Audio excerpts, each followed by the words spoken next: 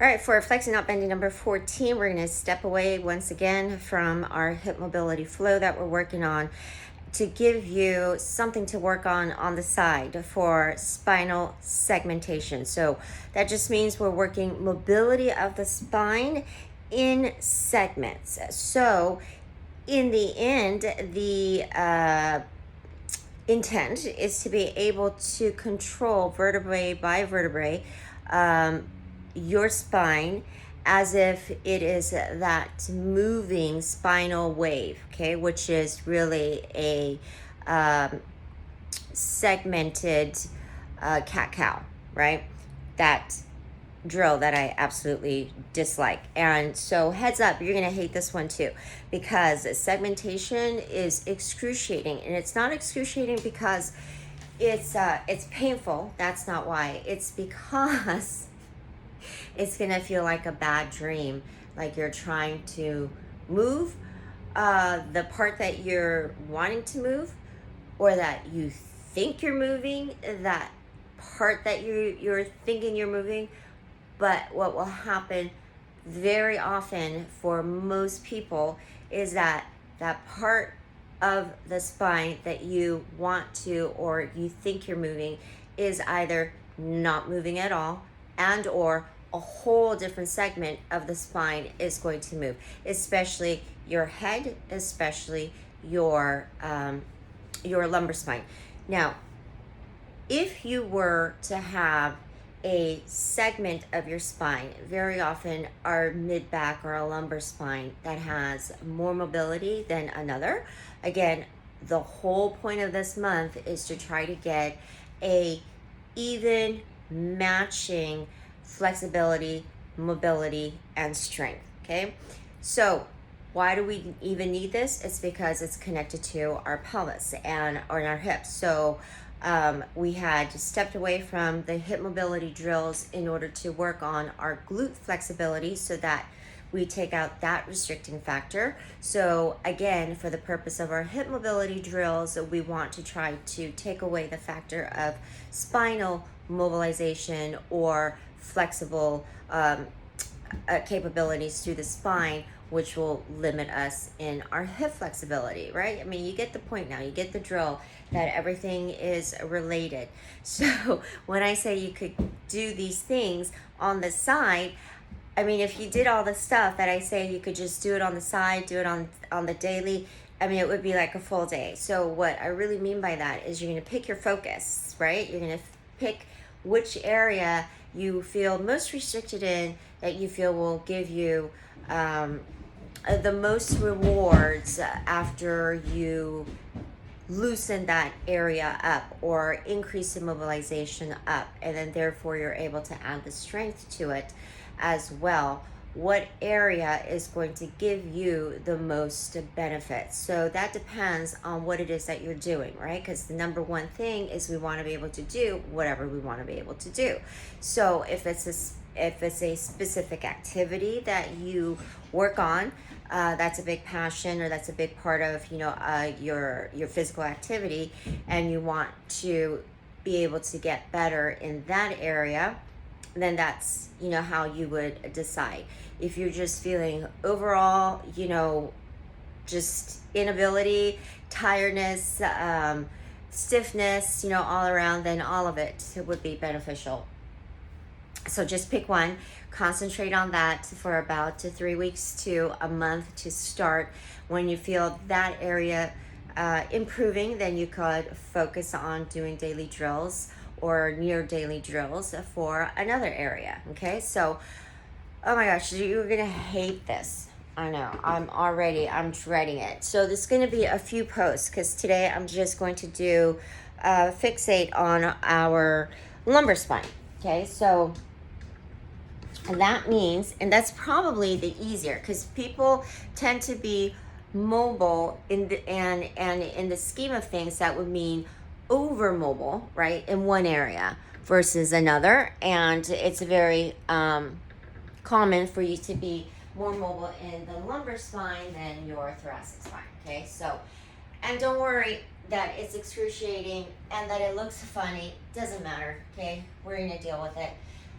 All right, so we're gonna start, and I'm actually starting with the part that's actually easier of these drills, okay? So the very first one is we're going to fixate on our lumbar spine, and in order to do that, the whole point of the segmentation drills is that we take out of the equation the other parts of the spine that we do not want to be moving, okay? So in this case, we want to move, we're going to flex and extend through the lumbar spine, which is here, and we're going to fix and remain immobile through the upper back, through our thoracic spine. So we're going to go down into the floor with our head, okay?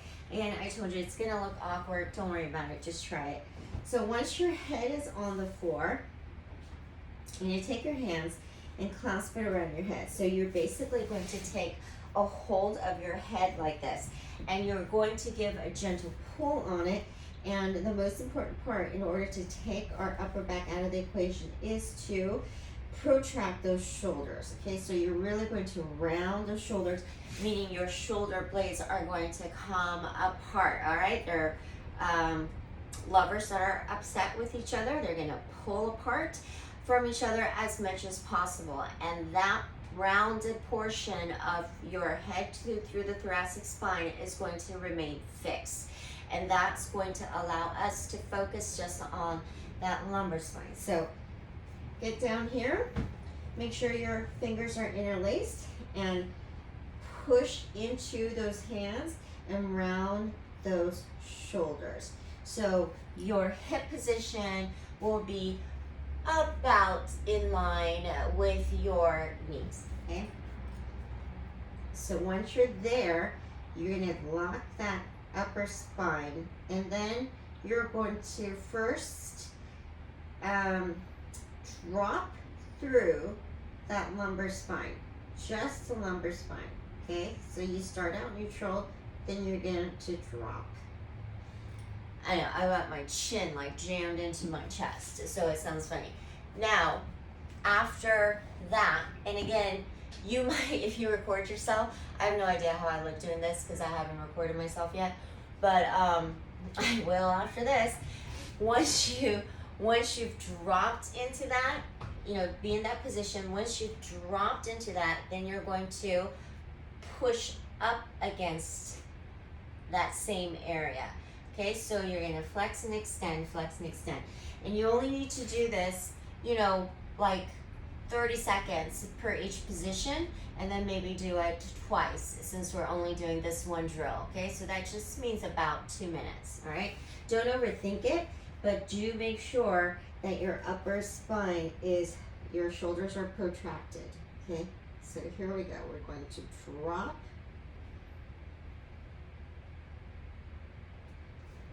And reset if you need to.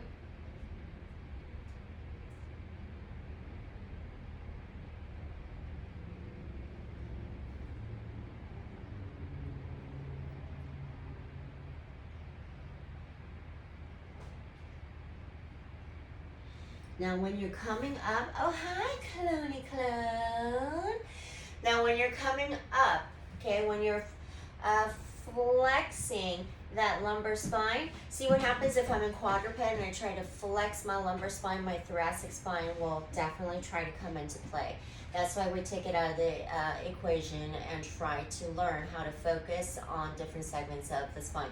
But when you do so, you're going to feel a lot of tension through your abs. Perfect, okay? You're going to feel discomfort. You're going to feel like maybe there's some cramping going on. Perfect, okay? You're doing it right. All right, so give that a go. It's, try to do it for a slower, longer hold. Go ahead and film yourself if you want, or have somebody just place their hand for you right along that lumbar spine to give you that tactile cue. So first you're going towards the floor, and then you will be extending that, or flexing, okay, to come up against that finger, All right, give it a go.